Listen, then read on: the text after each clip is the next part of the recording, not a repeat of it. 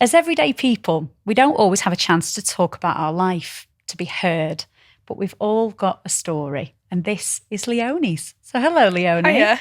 Thank you so much for joining me today. It's lovely to have you here.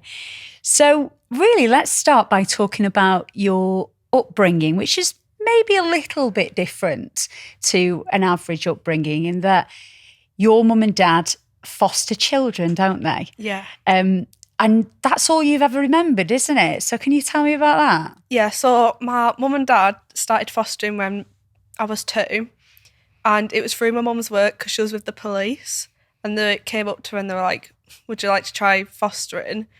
And my dad was very hesitant at first, Yeah. and he wasn't sure about it, but they were like, decided to try it, and yeah, it's just gone from there since I was 2. So you were 2 years old at the time. So I Yeah. imagine you don't really remember it clearly, but can you think of any of your first memories of having foster children in your home? Yeah, so I don't remember like when I was super young. Yeah. But I remember like different situations when, because we like did different types of fostering. Yeah. And like I remember our like, I think it was one of the first children, I'm not sure, but the police came and like brought us a child, and the children are often very scared of adults because of like the situations they've been in. So I was just sat on the floor in the lounge watching like kids TV, and this child was like really young, and they just came and sat on me and then like fell asleep. So it's like they felt more comfortable with like a younger person, and that's like one of my first memories of it. And can you remember how that made you feel? You know, like having like the police come round and stuff like, how did that feel? I thought it was quite exciting. Yeah. Because like my mum was in the police, so I got all these stories and stuff, and it was like exciting to me. But it's like, because I was so young, I didn't realise what was happening totally. And it was just like another person in my house, and like I'm just used to people coming in and out, and it's just normal for me in like life. So as you say, coming in and out, how often would you have new children come and live with you? Do you know how many children you've had live with you throughout your life? Don't count me on it, but I think around 70-ish. Wow. Because we started off doing emergency. So like they came in when they first came into care, 2 hours, and they could be there from like a couple of days to a couple of weeks. And then they'd find like more longer term or court cases or whatever's going on, they'll find them somewhere else. And then we moved on to like short term and long term. So we do a bit of everything and respite. So how did that feel for you as a child? Essentially, I suppose sharing your parents, really. How was that? See, I get this question quite a lot, but it's just my normal life. Like, I don't know anything different, and I'm just used to it. And I don't mind sharing them because we're doing like a good thing for people. Yeah. And you must sort of look up to your mum and dad in a way that, you know, they've had a positive impact on 70 different children's lives, as well as obviously you and your sibling. Like, how do you feel about them? Do you feel really proud of them? Yeah, very proud, yeah. Because like I was thinking, when I'm older, do I want to do it? And I think I would, because it's like you're putting a good thing in, and like they both worked full-time jobs at the time, and they just managed to work it around them. But when we foster, it's not like a random children coming into your house and it's got to be this way. They are part of the family.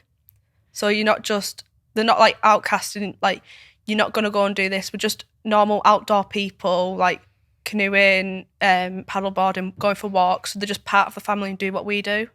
So how do you make a child feel like they're part of the family?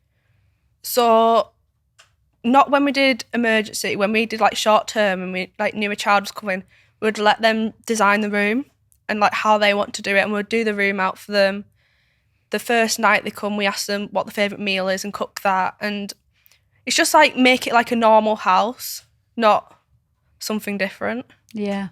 And can you ever remember any times maybe when you were younger where you wish that maybe it wasn't the case that you were a foster family? Can you ever imagine there was a time when you were like, you know what, I wish I was like all my other mates? And yeah, you know. So a lot of children have like complex needs, and sometimes like the behaviours can show it.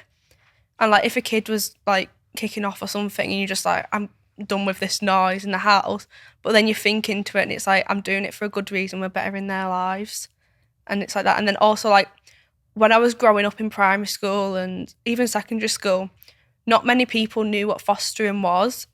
and they just didn't get it, and they were like, why have you got all these people in your houses, like in your house?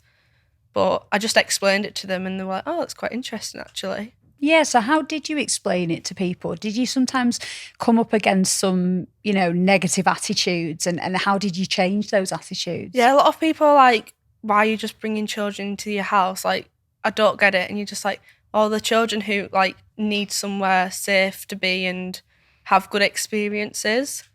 And then once you like explain the process of it and like why you're doing it, they're fine with it, and they're like, it's quite cool actually. Yeah.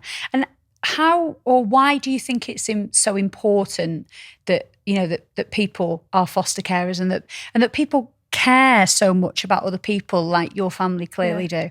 I just think because they've not been brought like they've not had a good start to life, if that makes sense. So you're just trying to give them like even experiences that they wouldn't had before, like paddleboarding, going on lakes, going for walks, like a safe like room, how they like it. It just gives them something. Are there any particular children or experiences through your upbringing that stand out that you remember? Yeah, there's like quite a few, and it's like just the good memories. And then you also have like some like large sibling groups that come in, and it's like you're taking a lot of in. Like, so we've had 3 children before, so there's 5 children in the house, my mum and dad, so it's just chaos everywhere. But I love it, and it's, yeah. And do you see yourself maybe doing that in the future, the same as your mum and dad? Definitely. I don't know which one, but I'll definitely do it at some point.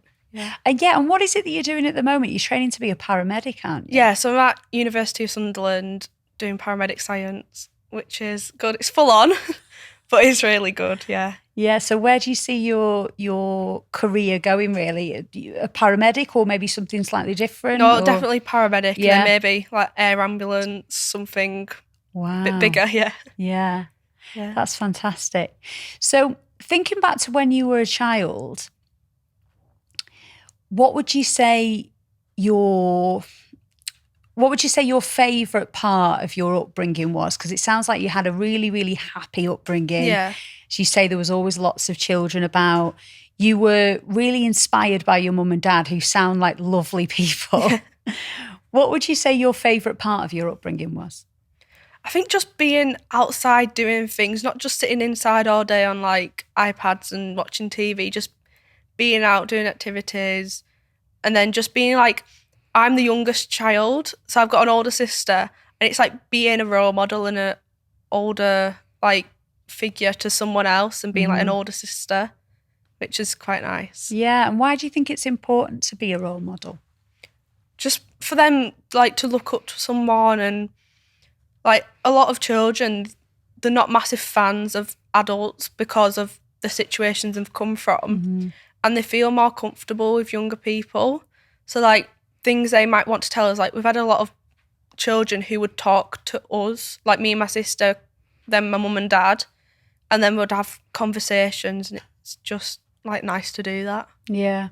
Were you always aware of backgrounds that children had come from and what had happened to them? I think as I've got older, my mum and dad would like explain it more, because like when we've been like asked to have a child, my mum and dad would always ask me and my sister if we want it, and like because you get like a background of the child, and they just ask, are you happy with them coming? If we say no, then they wouldn't do it. It's like we have a say in it as well, so it's not just my mum and dad's choice to do it, like it's a whole family choice. Yeah, so how important do you think it is that it isn't just the parents, is it, that are the foster family? It's the entire family, isn't it?